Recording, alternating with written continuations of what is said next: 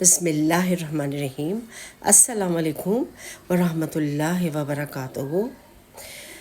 میرے والد صاحب بہت نیک دل اور اچھے انسان تھے۔ وہ غریبوں کے بہت کام آتے تھے، وہ غریبوں کی بہت مدد کرتے تھے۔ ہمارے گھر وہ ایک فقیر کو کچھ پیسے دیا کرتے تھے، اکثر وہ فقیر ہمارے گھر بھی آ جایا کرتا تھا۔ وہ اپنے ساتھ ایک اپنی چھوٹی بچی بھی لایا کرتا تھا، اور وہ بچی اتنی تھی کہ جیسے میری ہم عمر تھی، میں اور میرا بڑا بھائی اور وہ بچی، ہم تینوں مل کے کھیلا کرتے تھے۔ اور والد صاحب اس کو پیسے بھی دیتے تھے اور اس سے کچھ بات بھی کیا کرتے تھے۔ بچپن اس طرح کھیلتے کودتے بڑا ہو گیا۔ پھر ایک دن والد صاحب کو بہت غصہ چڑھا اور اس کو کہا کہ آج کے بعد تم میرے گھر میں نہیں آنا، میرے بچے بڑے ہو رہے اور تم اپنی جگہ پہ رہا کرو۔ خیر وہ پھر نہیں آیا۔ پھر میرے والد صاحب کو میں نے دیکھا کہ جب ہم گاڑی میں جا رہے ہوتے تھے تو وہ اس فقیر کی اس جگہ پہ جایا کرتے تھے اور اس کو ہمیشہ پیسے دیا کرتے تھے اور اس کی مدد کیا کرتے تھے، لیکن گھر پر آنا اس کا بند ہو گیا تھا۔ اب اسی طرح کرتے کرتے وقت گزر گیا اور وہ بڑا ہو گیا، اور میرا بھائی جو تھا وہ بھی پڑھ لکھ کے بڑا اچھا سا آفیسر بن گیا، اور وہ کہنے لگا کہ اس کو نوکری بھی بہت اچھی مل گئی اور وہ کمانے لائق ہو گیا۔ اور وہ کہنے لگا میرے والد صاحب سے کہ مجھے ایک لڑکی پسند ہے، میں اسی سے شادی کروں گا۔ والد صاحب نے کہا اچھا کون لڑکی ہے؟ تو اس نے کچھ حلیہ بتایا اور یہ بتایا، تو والد صاحب کچھ ڈر گئے اس کا نام سن کے اور کہنے لگے کہ نہیں میں یہاں شادی نہیں کروں گا۔ کہنے لگے خیر پھر وہ ابھی وقت اسی طرح گزرتا رہا۔ ایک دن میں بھائی کے پیچھے پیچھے گئی دیکھنے کے لیے کہ بھئی کس سے شادی کرنا چاہ رہے ہیں، کون لڑکی ہے، کیا گھر ہے اور کہاں جاتا ہے، یہ اتنی دیر دیر میں آتا ہے۔ اب جا کے جو دیکھا تو بھائی اپنی گاڑی کو وہاں فقیروں کے پاڑے کے پاس روک کے فقیروں کے پاڑے کے اندر چلا گیا۔ میں بہت حیران ہوئی یہ سب دیکھ کے کہ یہ کیا طریقہ ہے، یہ اس کے اندر چلا گیا۔ اور پھر دیکھا تھوڑی دیر میں وہ بہت خوبصورت سی ایک لڑکی، بہت صاف ستھری، جیسے دیکھنے میں لگ رہا تھا پڑھی لکھی ہو، وہ آ کے اس کے ساتھ گاڑی میں بیٹھی اور وہ دونوں کہیں چلے گئے۔ میں بھی چپ کر کے واپس آ گئی۔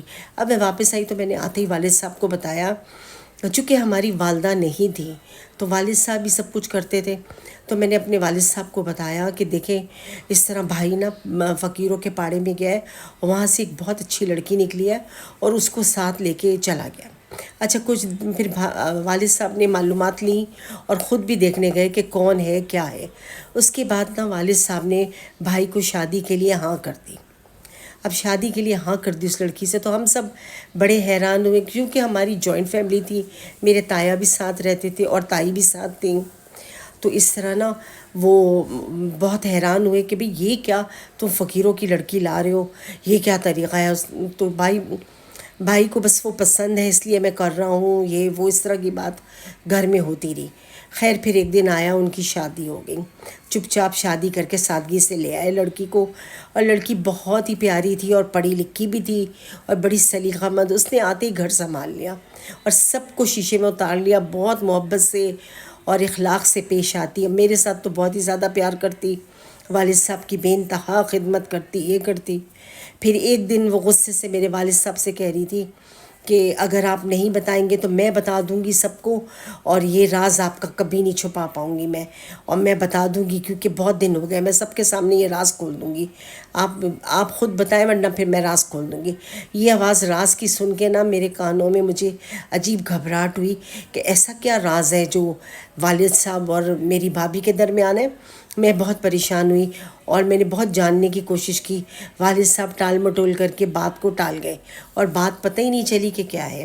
پھر ایک دن کوئی اور بات بڑھ گئی اور میری تائی کچھ کہ بہت زیادہ میری بھابھی خدمت کرتی تھی، اس کا خیال کرتی تھی، اور میرے تایا کا بھی بہت کرتی تھی۔ وہی چیز میرے والد کو بری لگتی تھی کہ تم ان کے پاس کیوں جاتی ہو بار بار۔ خیر اسی طرح کرتے کرتے پھر ایک دن بہت جھگڑا بڑھا اور میری بھابھی نے سب کے سامنے قبول لیا کہ جو تائی ہیں یہ میری والدہ ہیں اور جو تایا ہیں یہ میرے والد ہیں اور میں ان دونوں کی بیٹی ہوں۔ یہ سن کر میری تائی جو تھی وہ زار و قطار رونے لگی، کہنے لگی تم میری بیٹی کیسے ہو سکتی ہو؟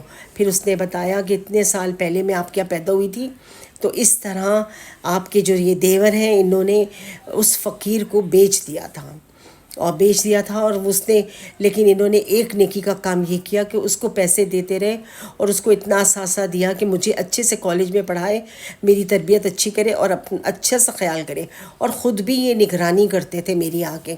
تو اس لیے میں آج آپ کو پڑھی لکھی، نیک، نمازی اور ہر چیز میں اچھی نظر آ رہی ہوں، کہ اس کے اوپر انہوں نے بہت محنت کی ہے میرے سسر نے ان ساری چیزوں میں. لیکن انہوں نے ایک ظلم کیا ہے کہ مجھ سے میری ماں باپ چھین لیے، میرا بچپن چھین لیا.